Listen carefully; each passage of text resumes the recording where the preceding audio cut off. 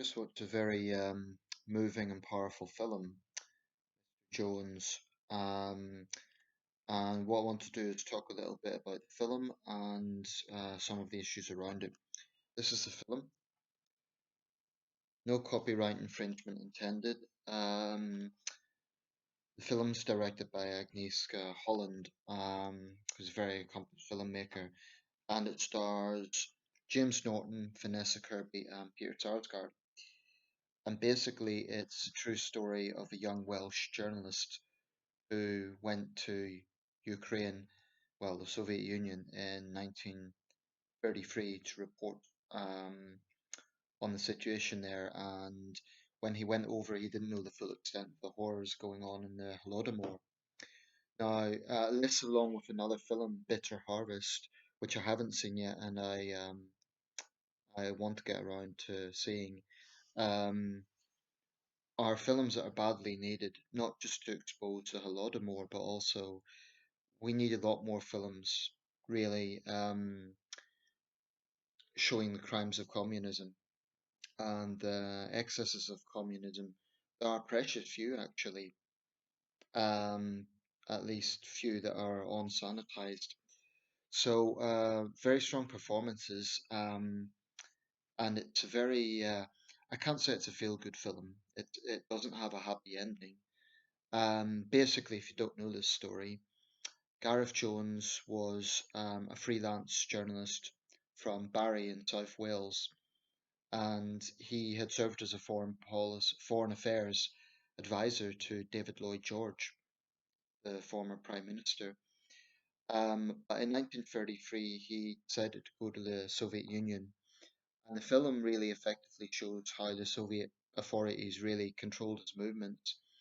Um, and he stayed in the Metropole Hotel in Moscow, which was, as I understand, a prestigious hotel. And there he met Walter Duranty of the New York Times. Now, Duranty was well established um, for his reports on the Soviet Union. They'd won a Pulitzer Prize. So, Gareth Jones was an unknown, basically. No, that's not true. He wasn't an unknown. He had actually, in his own right, achieved recognition for an interview with Hitler. However, compared to Durante, he certainly was seen as kind of wet behind the ears. So, after being told that he had a visa for a week, that was then brought down to 2 days, and he had to face the bureaucracy of that. Vanessa Kirby is an important character insofar as I'm not sure if she's based on a real character, but she is an important character insofar as the naivety a lot of Westerners had about the excesses of communism, particularly left-leaning journalists and um, activists and others who were taken in by the idealism of communism in the 1930s. So, she, like many others, kind of believed Stalin is marching towards progress and certain sacrifices had to be made. Well, anyway, as he's being escorted back by the Soviet official, after his 2 days, he's on the train. He makes an excuse and he gets off when in Ukraine. And there he sees the true horrors of what's really going on. He sees the extent of the famine, and it's quite harrowing viewing. Um, and this is all based on events that really happened. Um, and then what we find is Gareth Jones had to make this report. Well, he has this choice about making this report and exposing the truth, but he's being blackmailed by the Soviet authorities. He's arrested, and the only way he's released is by, sort of towing the official narrative that there's no famine and the proud farmers of the Ukraine, are exemplary sort of image of the collectivization program. That's the only way he gets out. And they also kind of blackmail him because they have 6 British engineers basically hostage, and they basically threaten him that if he runs his story, they will be executed. Now, the tragic thing about this is when he got back to Britain, um, instead of, protecting him as a journalist, uh, doesn't cast Lloyd George in a particularly good light, as Lloyd George basically throws him under the bus, to use a modern expression, saying that we have no choice. It's the height of the Depression, of course, and we need Lloyd George put it good relations with the Soviet Union. Um, the media establishment of the time basically abandoned him, um, and is very sad. Walter Duranty, on the other hand, he's enjoying high life in Moscow, cocktail parties and, well, debaucherous parties really. And it's interesting because only recently has the New York Times, and I've just noticed my battery's running low, so I won't make this too long. Only recently the New York Times, in fact, I'm going to plug this in because I don't want it to conk out.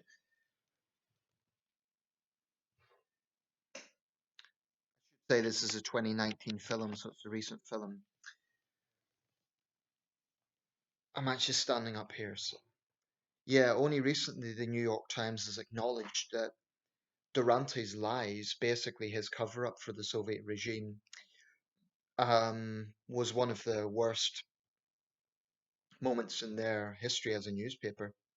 But they still haven't retracted the Pulitzer Prize, or rather, the Pulitzer people. I'm not sure who award Pulitzers, but they haven't retracted that from Durante. Now, what you see in this film is a stark contrast of journalistic integrity.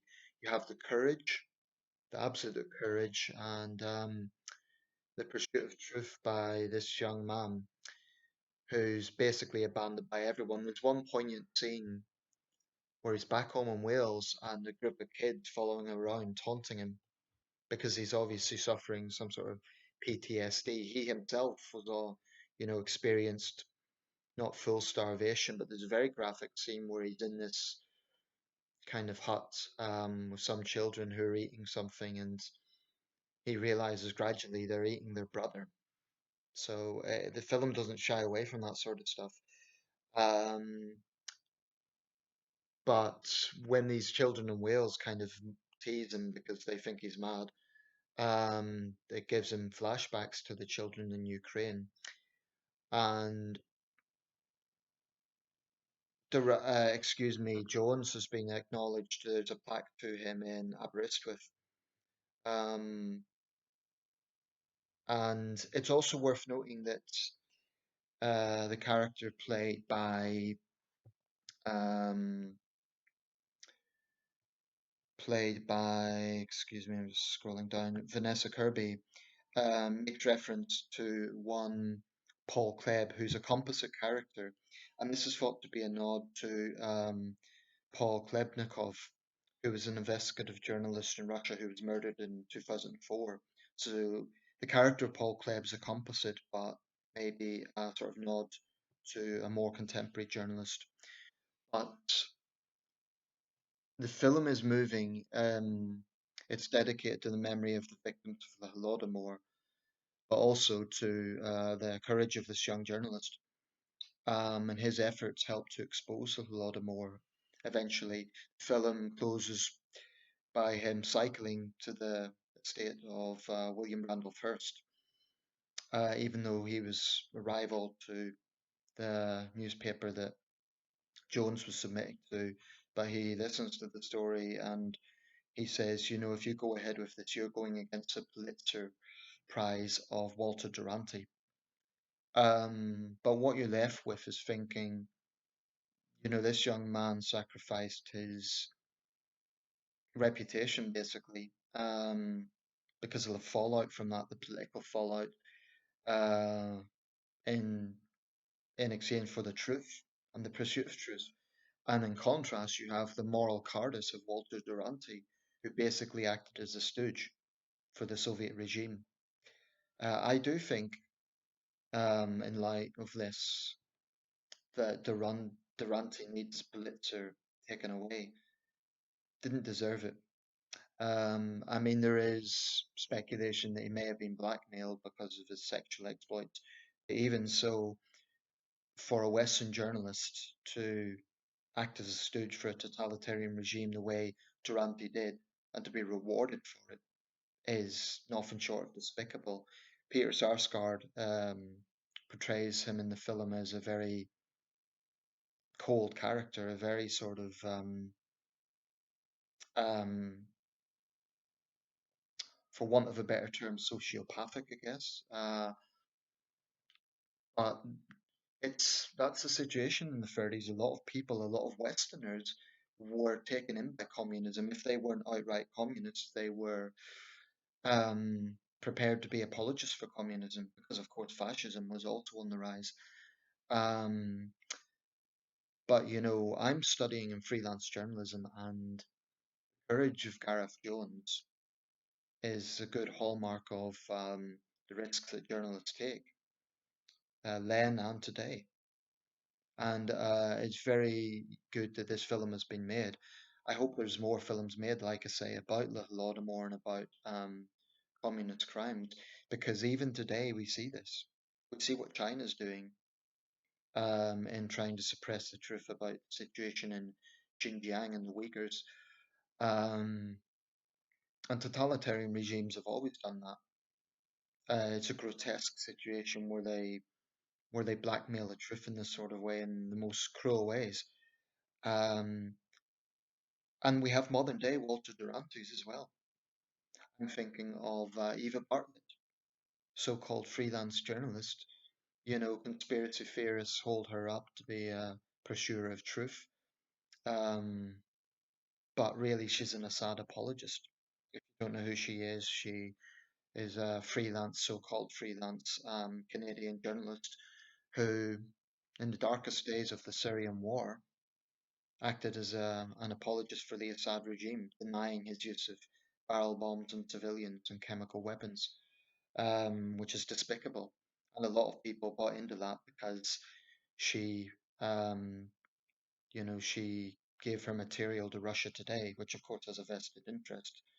Um, they have lied on a massive scale, the excesses of the Assad regime, and they have went into overdrive to basically distort the truth about Syria. And sadly, millions of people have bought into it. You just see that in the comment section on RT. So she's an example of a modern day Walter Durante. Another example is a once renowned journalist who whose name eludes me right now. Australian, what? John Pilger. That's it. Very famous journalist, John Pilger. In recent years, I get away from the light there, has unfortunately basically become a stooge for Moscow.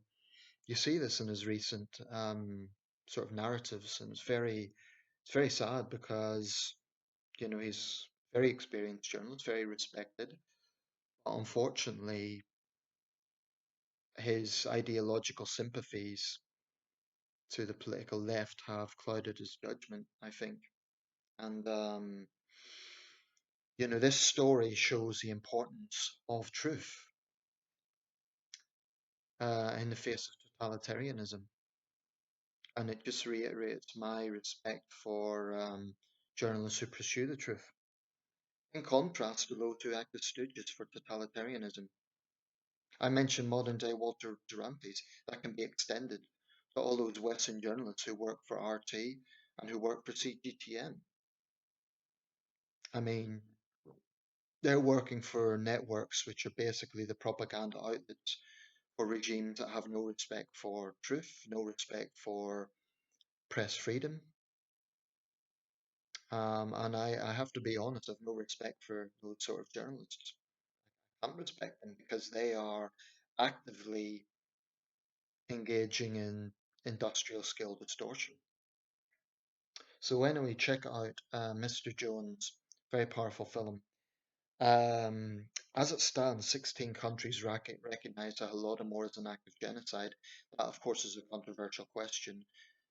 Is famine genocide or not? Neither Britain or the United States recognizes it as such. What is undeniable is it was a horrendous man-made event. a direct consequence of Stalinism and Stalinist policies. Of course, similar things happened in China under Maoism on an even bigger scale, the Great Chinese Famine of 1958 to 1962. Okay, I'll leave it there. But Mr. Jones, very powerful film and very needed. Another one I want to see. The only reason I'm not commenting on it in detail is because I haven't seen it. Bitter Harvest. The reason it's so important to have films like this is because maybe not so much in Russia, but in China in particular, there's no voice for an alternative point of view. And to those who say, well, I'm biased, I would simply point out that RT and CGTN have a voice in this country. I think undeservedly so. I would greatly like to see Ofcom strip the license because I think in the case of CGTN, a network that airs forced confessions, and I've spoken with the person involved in that, Peter Humphreys. I can say this because I'm in the UK right now, and I'm not by saying so. I'm not putting him in danger. He's also in Britain. Um, as far as I'm concerned, a network that airs forced confessions doesn't deserve to be here. Doesn't deserve to be given a platform. Um, because they're lying. So important film, and credit to the filmmakers for making it. Strong performance by James Norton, who's an actor I must admit I'm not that familiar with. I know he's been shortlisted as a possible next James Bond, and I can see that. Very strong actor. This was a difficult film, I imagine, to make on more levels than one. So it's a film that needs more attention. I mean, it's not a well-known film, so but it has been named one of the best films of 2019, although some sources cite it as a 2020 film. So it's very recent.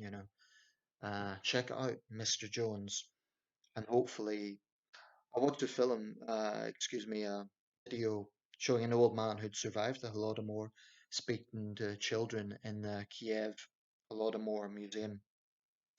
Um, you know, the kind of stress that it's important that their struggles are not forgotten. So even if the Holodomor is not recognized as a genocide, and I think there might well be ground for it being so, given the definition of genocide, um, as being a deliberate policy to to take out a ethnic group. But I don't want to talk so much about the genocide question in this video. It's more about the horrors of communism. Um, the genocide question is a complex issue, but it is a reminder of the horrors of Stalinism. Okay, I'll leave it there. Check out Mr. Jones.